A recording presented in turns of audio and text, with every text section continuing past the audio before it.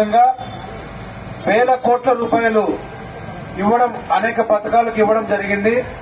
ఆ పథకాలను రాష్ట్రంలో పాలిస్తున్న వైఎస్ఆర్ పార్టీ అనేక రకాలుగా పేర్లు, తన సొంత పేర్లు పెట్టుకుంటూ వాటికి కేంద్రం చేత నిర్మించబడిన కట్టడాలకన్నిటికీ కూడా నిర్మాణాలకు వారి పార్టీ రంగులు వేసుకుంటూ హైకోర్టు చేత చీవట్లు తిని మళ్లీ ఆ రంగులు చెరిపేసుకుంటూ ఈ రకంగా అవినీతితో కూడిన పథకాలను ప్రవేశపెట్టి పూర్తిగా రాష్ట్రం అవినీతిమయం అయిపోవడం జరిగింది.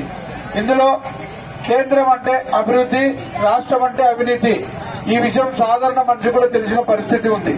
అనేక పథకాల రూపంలో ఇచ్చిన డబ్బులు దుర్వినియోగమై అవినీతిమయం అవుతూ ఉంటే రాష్ట్రంలో పూర్తి అభివృద్ది అటకెక్కింది. పరిశ్రమలన్నీ పారిపోతూ ఉన్నాయి. యువతకు ఉద్యోగాలు లేవు. ఉద్యోగం చేసే వారికి సమయానికి జీతాలు లేవు. కార్మికులకు పని లేదు. రైతులకు సాగునీరు లేదు. ప్రజలకు సాగునీరు లేదు. అనేక రకాలుగా పని చేసుకుని బ్రతికే వారికి, చేతివృత్తుల వారికి అంతా కూడా వృత్తులు లేవు. వలసలెళ్లే పరిస్థితి ఉంది.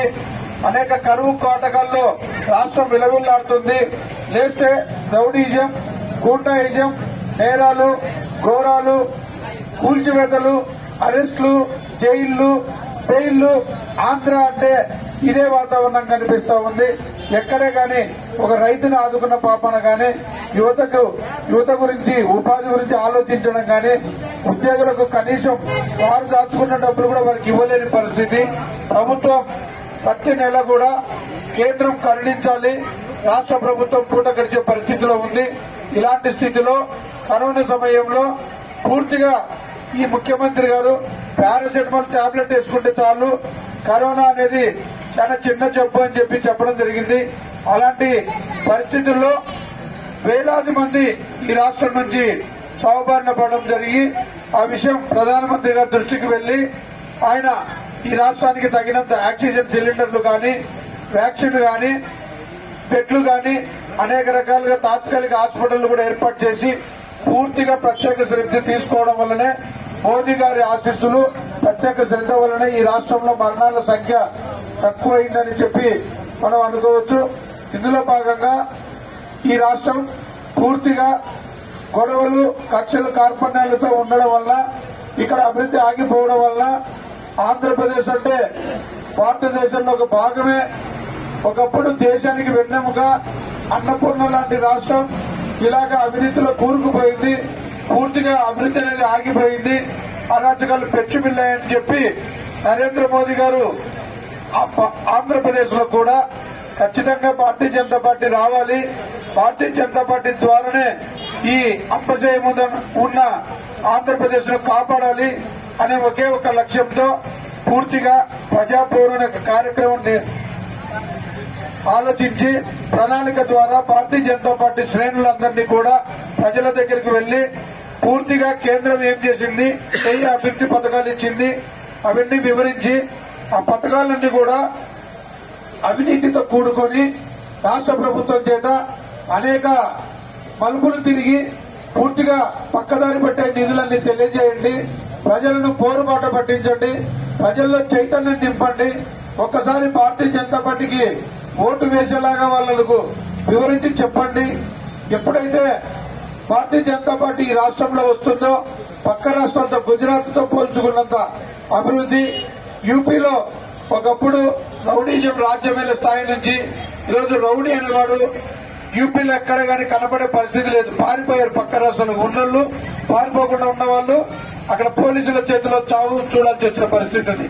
అలాంటి గవర్నమెంట్ ఇక్కడ కూడా అలాంటి అభివృద్దిని మనం కూడా కోరుకోవాలని, ప్రజలను పోరుబాట పట్టించి అవినీతి ప్రభుత్వాన్ని గద్దెదించేలాగా చేయమని చెప్పి ఆదేశించడం జరిగింది. ఇలాంటి పరిస్థితుల్లో తప్పనిగా మనమంతా కూడా ఒకసారి ఆలోచించాలి. భారతీయ జనతా పార్టీ ప్రభుత్వంలో కేంద్రంలో ఉన్న ప్రభుత్వం రాష్ట్రానికి నిధులు ఇవ్వడం, ఆ నిధులు దుర్వినియోగం అవ్వడం, అవి పక్కదారి పట్టడం, ఆ తెచ్చిన అప్పుకు అవి మనమే కాకుండా మనకు పుట్టిన పిల్లలు, వారికి పుట్టబోయే పిల్లల మీద కూడా ఈ రాష్ట్ర ప్రభుత్వం అప్పు చేసింది. సరాసరిన దాదాపుగా ప్రతి మనిషి మీద 6 లక్షల రూపాయల అప్పు ఈ వైఎస్ఆర్ పార్టీ చేసింది. కాబట్టి ఇవన్నీ కూడా ఒకసారి తెలియజేసుకుని ఈరోజు కేంద్రం ఏం చేసింది అంటే పెన్షన్ ఇస్తామంటే పెన్షన్ లో 2,000 రూపాయలు పూర్తిగా కేంద్రందే. రేషన్ ఇస్తున్నామంటే బియ్యం ఉచిత బియ్యం పూర్తిగా కేంద్రానివే. కానీ అందులో బొమ్మ మాత్రం జగన్మోహన్ రెడ్డి గారిది ఉంటా ఉంది. ఈరోజు జాతీయ ఉపాధి హామీ పథకం కింద కరువు నివారణ కోసం రైతులకు కానీ వలసకు వెళ్లకుండా కూలీలను కాపాడే ఉద్దేశంతో ఆ పథకం పూర్తిగా కేంద్రం ఇస్తుంది. ఇప్పుడు పల్లెల్లో చూస్తే వేసిన సిమెంట్ రోడ్లు కానీ మురికి కాలువలు కానీ వీధి లైట్లు కానీ దాదాపుగా ఒక్క పైసా కూడా రాష్ట్ర ప్రభుత్వం వాటా లేకుండా పూర్తిగా కేంద్రం చేత ఈ పనులన్నీ కూడా జరుగుతున్నాయని గర్వంగా చెప్పుకోవడానికి సంకోచించాల్సిన అవసరం లేదు. ఎందుకంటే అభివృద్ధి అనేది జరిగింది అంటే అది కేంద్రం మాత్రమే అని చెప్పవచ్చు. ఎక్కడే కానీ దాదాపుగా 9 రోజుల నుంచి రాష్ట్ర ప్రభుత్వం ఏమన్నా చేసింది ఉందా అని అడుగుతూ ఉంటే ఏ వేదిక నుంచి కూడా తిరిగి మేము ఇది చేసామని చెప్పుకునే సమాధానం లేదు. వాళ్ళు చేసింది ఏదన్నా ఉంటే కేంద్రం ఇచ్చిన నిధులకు రంగులు వేసుకోవడం, హైకోర్టు చేత చీవట్లు తిని తిరిగి చెరిపేసుకోవడం తప్ప వేరే ఏం లేదు. ఇక్కడ నంద్యాల వరకు వచ్చేటప్పటికి శిల్పామోహన్ రెడ్డి కుటుంబం దాదాపుగా 20 సంవత్సరాల నుంచి కూడా మేము సేవ చేసుకొని వచ్చామని చెబుతూ ఇక్కడ నంద్యాల నియోజకవర్గంతో వ్యాపారం చేసుకుంటా ఉన్నారు. రాజకీయాల్లో సరే వారి సొంత విషయం వ్యాపారాలు ఎక్కడేం చేసుకోవచ్చు. కానీ ప్రజల అభివృద్ధి కూడా పట్టించుకోవాల్సిన అవసరం పాలకుడిగా వారి బాధ్యత, కనీస ధర్మం ఉంది. ఎక్కడే గాని వాళ్ళ పత్రికల్లోనే ఇదే గ్రామం నుంచి అనుకుంటే నాకు తెలియదు గోత్పాడు మండలం ఈ గ్రామమో సండే ఎమ్మెల్యే మా గొద్దని ఒక ఓటరు అభిప్రాయం తెలియజేయడం జరిగింది. అంటే ఒక్కరోజు కనిపించే ఎమ్మెల్యే మా గొద్దు పూర్తిగా మాతో ఉండే ఎమ్మెల్యే కావాలని ఒక ఓటర్ స్లిప్ ద్వారా తెలియజేయడం జరిగింది. మరి వాళ్ళ పార్టీ వారే అనేక అవినీతి ఆరోపణలు ఒకరి మీద ఒకరు చేసుకుంటా ఉన్నారు. మరి అవినీతి ఎంతో కొంత 1%, 2% ఉండి 99%, 98% అభివృద్ధి ఉంటే లెక్కలోకి రాదు.